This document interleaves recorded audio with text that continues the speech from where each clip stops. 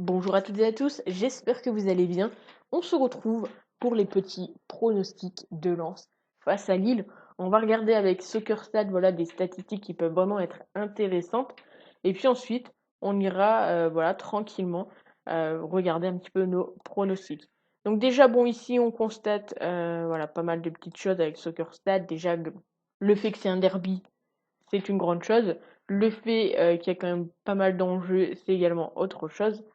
Et là, on peut constater que voilà, c'est très rare, entre guillemets, qu'il y ait un nul à la mi-temps enfin, pour ces équipes. Bon, 11 fois du côté quand même de Lille, 8 fois du côté de Lens. À domicile, on constate que Lens, voilà, c'est quand même 6 nuls sur 17 matchs. Et Lille, c'est pas beaucoup de nuls à l'extérieur. Donc, déjà, le fait qu'il y ait un nul, on peut peut-être enfin nul mi-temps, on peut peut-être déjà un petit peu l'envoyer valser en quelque sorte. Le plus de 1,5, ça me semble complètement logique. Le fait que ça soit un derby, le fait que ça soit quand même Lens qui est assez revanchard, Lille qui joue pour le titre, tous les deux jouent pour quelque chose. Donc le plus de 1,5, ça pourrait sembler correct. Après, il faudra voir la cote. On va aller un petit peu se renseigner sur SoccerStat. Alors sur SoccerStat, déjà, il y a une petite info ici qu'on regarde, c'est que Lens, bah voilà, sur les 2, 4, 6, 8 derniers matchs, les deux équipes ont marqué. À domicile, je vous l'ai dit dans la vidéo des pronostics de la journée, Lens, ils sont invaincus à domicile depuis fin janvier. Après, bon, on voit que Lille, c'est pas forcément une équipe qui prend beaucoup de buts, mais c'est un derby. Il y a de l'enjeu. Donc, les deux équipes marquent, je pense qu'honnêtement, ça peut se tenter. On regardera la cote juste après. Ensuite, qu'est-ce qu'on a comme info? Donc ici, on a les clean sheets, les one to win, les équipes qui marquent en première, etc. C'est pas très intéressant parce que là, on constate que c'est un petit peu kiff-kiff en quelque sorte. Le plus de 1,5 but, voilà, on constate. Là également, qui est intéressant, c'est qu'il peut potentiellement y avoir un but en première mi-temps, 71% et 71%. Donc il y a vraiment de la possibilité qu'il y ait un but en première mi-temps et j'espère vraiment que ça passera. Qu'est-ce qu'on regarde? Bon, les corners, honnêtement, on est en argel, on peut pas jouer les corners. Après, si vous jouez en argel, vous pouvez les tenter, mais voilà. Ici, on a à peu près les scores, donc bon, c'est bien de regarder là, mais c'est plus intéressant, on peut les voir en dessous. À domicile, voilà, très souvent, donc il y a eu 4-2-1, 2-2-2, 2-1-1, 1-4-4 quand même.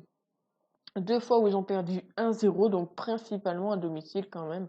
Il y a quand même beaucoup de scores avec les deux équipes marquées et pas forcément beaucoup de défaites. En tout cas, les défaites, il n'y a que deux fois où ils n'ont pas réussi à marquer. Et 1-0-0, donc voilà. Par contre, du côté de Lille, il y a un petit peu moins de choix de résultats. Et quand ils gagnent, bah voilà, on voit que voilà, ils gagnent 1-0, 2-0, 3-0. Ça fait quand même 9 matchs, enfin 9-10, où l'adversaire n'a pas réussi à inscrire un but. Après, voilà, quand il 4-1, 3-2, donc il y a peut-être quand même possibilité qu'il y ait vraiment les deux équipes qui marquent. Donc, résultat à la mi-temps, voilà, très souvent du côté de Lens, il y a quand même 5-0-0, donc attention. 5-0-0 également du côté de Lille. Mais là, je pense que voilà, potentiellement, la première équipe qui va marquer, ça sera le vainqueur. Le fait qu'il peut y avoir 2 ou 3 buts dans le match, ça c'est un pronostic qui peut également être intéressant. On constate que voilà, 35% et 12%, et ici 18 et 24, en sachant que voilà, potentiellement il peut y avoir qu'un but. Mais ça m'étonnerait vu ce genre de match. Autre chose qui peut être intéressant, c'est ici le petit tableau. Donc à l'extérieur, ils sont quand même sur une série de 12 matchs sans défaite. Euh, Enfin, ils ont fait 12 matchs sans défaite, pardon, ils ne sont pas sur une série, ils sont sur une série de 3 matchs. Ici, on voit un petit peu à quel moment il y a du but, à quel moment on inscrit un but, à peu près pour Lens et pour Lille. Alors, ce qui est intéressant, c'est de regarder à domicile, bien évidemment, et à l'extérieur. Alors, là où, entre guillemets, on voit très souvent, c'est après la mi-temps et à la fin du match. Ça, c'est quelque chose qui se voit très très souvent. Les 15 premières minutes, je vois pas de but dans ce match, donc on verra à combien c'est coté. Mais voilà, potentiellement 46-60 et 76-90, ça peut être quand même avantageux, enfin plus intéressant de les jouer, donc on verra ça juste après. Ici, qu'est-ce qu'on nomme? Non, pas trop de choses assez intéressantes. Et on va regarder du coup les cotes, parce que là, ça peut être quand même plutôt sympa. Donc déjà, on va regarder les buts. Les buts, on a dit que 1,5 buts, ça avait vraiment une grosse probabilité de passer. C'est coté à 1,30. Le fait que Lens marque un but, on va la mettre. Je vais vous expliquer pourquoi après. But pour les deux équipes. Donc là, voilà. But pour les deux équipes, honnêtement, côté 1,82, ça vaut donc pas le coup de prendre le fait que Lens va mettre un but, mais plutôt c'est plus sympathique de mettre ça. Pourquoi? Parce que certains moments, on va dire, par exemple, si on part sur les deux équipes ne marquent pas et qu'on part sur le fait qu'il y a une équipe vraiment qu'on ne voit pas marquer parce que de l'autre côté, soit leur attaque elle est claquée, soit la défense est très solide de l'autre côté. C'est des fois plus avantageux de jouer que l'équipe. Par exemple, ici, on va prendre l'outsider, donc qui est Lens, ne marque pas, c'est coté à 2,13, tandis que si on prend, c'est coté à 1,73. Donc les deux équipes marquent, honnêtement, ça se tente, c'est coté à 1,82. La première mi-temps, on en a parlé juste avant.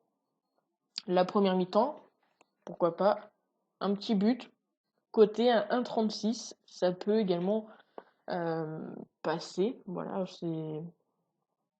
Après, c'est un petit peu de la logique. Là, on parle beaucoup de statistiques, mais aussi, voilà, il faut savoir l'enjeu, entre guillemets, du match, etc.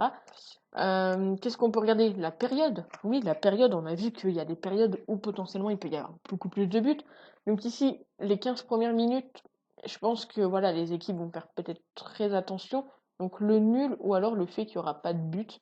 Donc le moins, ouais, bon, vaut mieux prendre en gros le nul mi-temps. Alors, il y a des petites cotes, on va pas se mentir. Ensuite, on a vu les moments où il peut y avoir un but.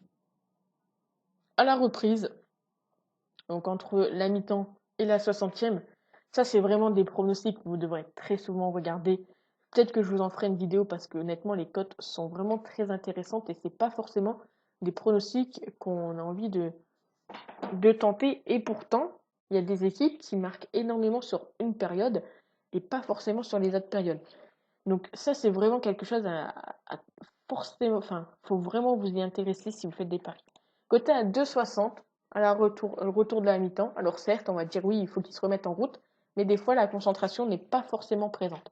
Et enfin, on l'a vu, la fin du match, très souvent, c'est coté vers 1,82. J'avais pronostiqué ce pronostic pour le match de Chelsea contre le Real.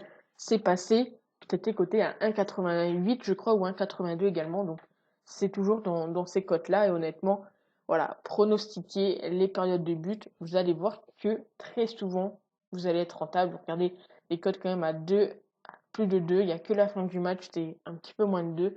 Mais franchement, il y a vraiment des chances que ça passe. Donc voilà un petit peu les pronostics qu'on pourrait tenter. Il y a peut-être un autre prono également. Alors je sais pas, je crois pas que c'est disponible sur BetClick. Je sais que sur peut-être sur Winamax on va pouvoir y avoir accès.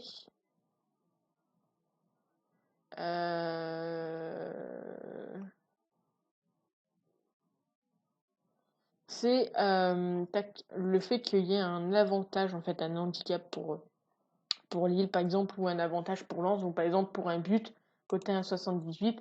Là où c'est intéressant souvent c'est le plus de 1,5. Faut regarder sur certains books. C'est quand même beaucoup plus intéressant. Donc là c'est 1,26. Ça vaut pas forcément le coup d'être joué. Surtout qu'on a quand même là des très très belles cotes. Donc le fait qu'il y aura plus d'1,5 but dans le match, honnêtement, ça peut fortement passer. Le fait que les deux équipes peuvent marquer, ça peut passer également. C'est des très belles cotes. En plus 1,82. Le fait qu'il y aura un but en première mi-temps, qu'il y aura match nul au début du match, qu'il y aura un but entre la mi-temps et la 60e minute, et enfin 75e fin du match, pourquoi pas espérer un petit but, c'est coté à 1,82.